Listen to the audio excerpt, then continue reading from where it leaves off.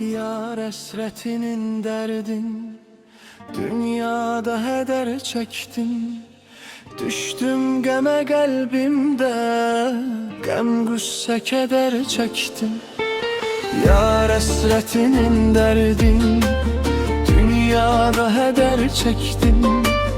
Düştüm geme kalbimde, gem güsse keder çektim.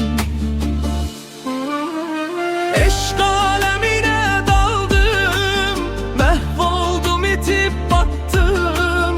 Aldım koca bir görkem, ömrün baharın sattım. Her günü yuhuma hasret, çektikçe haram kattım. Zulmet geceden fikrim, ta sübhe kadar çektim. Yar esretinin derdin, dünyada heder çektim. Düştüm geme kalbimde, gem güsse keder çektim. Yar esretinin derdin, dünyada heder çektim. Düştüm geme kalbimde, gem güsse keder çektim.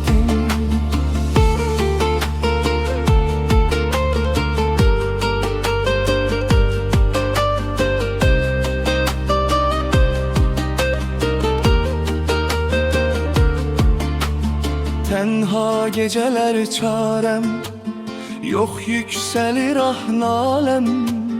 Tenhalık alıp menden, hoş halımı bir halem.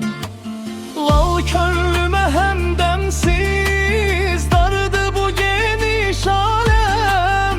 Bəxtim qaralıp gitti, bağlandı zərər çektim. Yar esretinin derdin, dünyada heder çektim.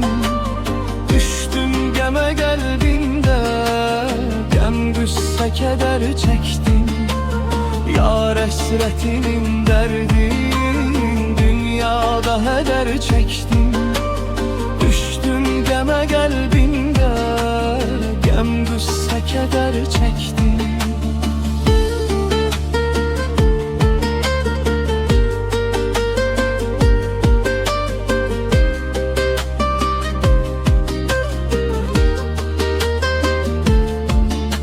Sevdim diye çok pişman oldum bu mehabbette. Ölmez sanıp aldandım, yandım bu mehabbette. Öz canımı minderde saldım bu mehabbette. Bir nazlı vefasızcım, can bildi neler çektim. Yar esretinin derdin, dünyada heder çektim. Düştüm geme kalbimde, gem güsse keder çektim. Yar esretinin